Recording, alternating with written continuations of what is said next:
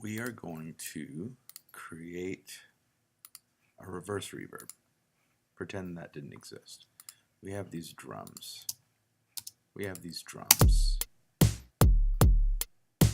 And the reverse reverb is going to give us a lead in to that snare drum in this instance. I'm sure you love those sound effects.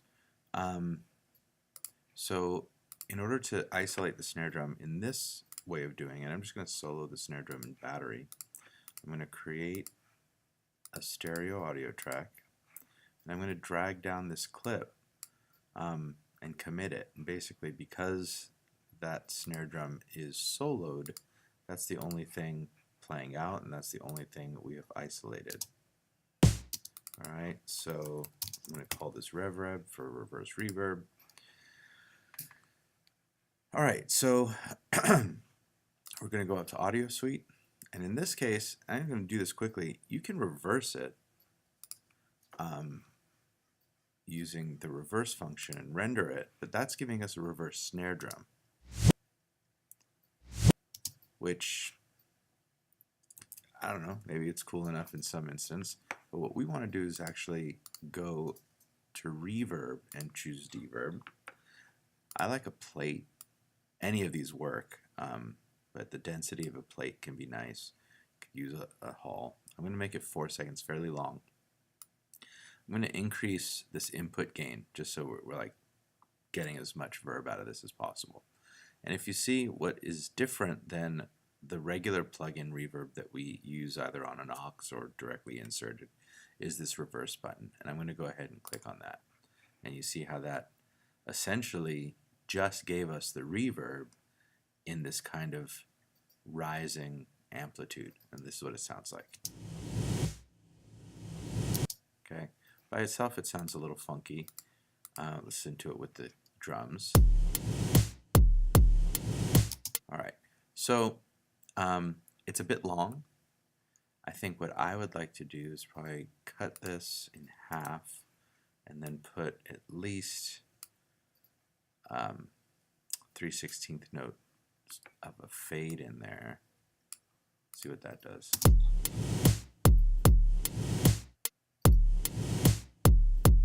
I don't like how you can kind of start to hear it there, and I think I would like to just kind of kill that.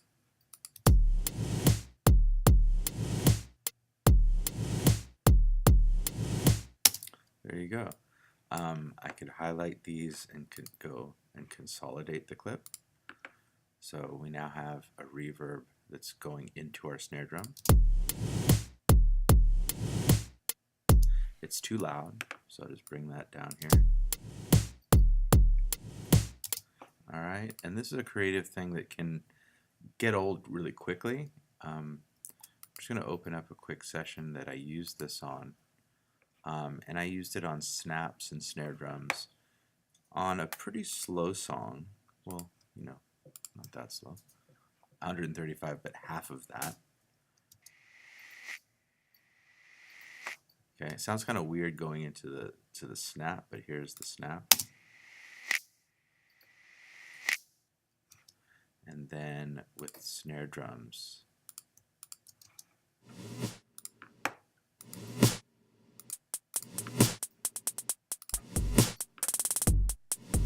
Looking for you, I'll be looking through.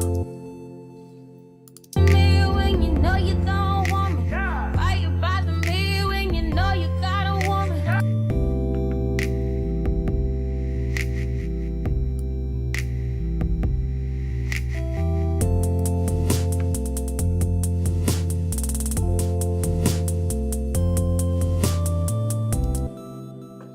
Alright, and there you have a reverse reverb in one way of doing it.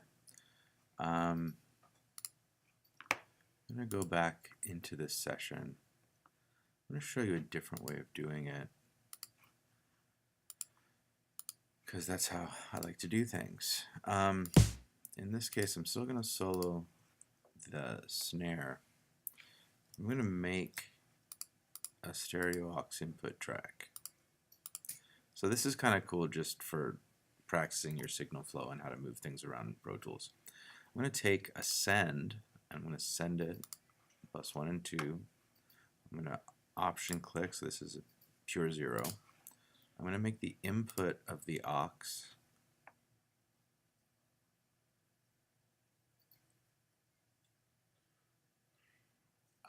one and 2.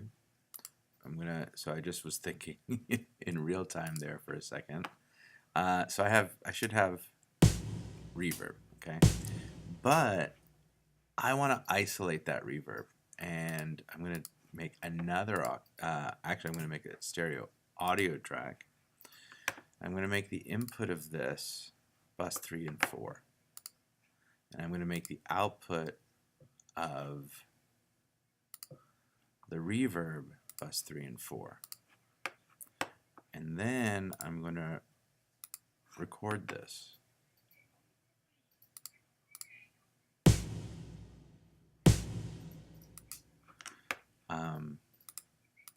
So you didn't actually hear.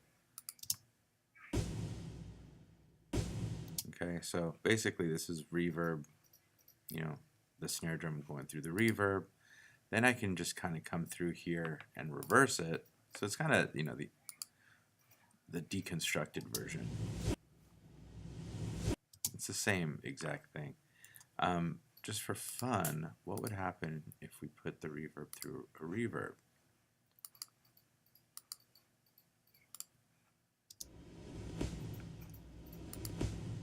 That's becoming a little unhandy. Yeah, unusable. Do the first version. It's way simpler and straightforward. So yeah,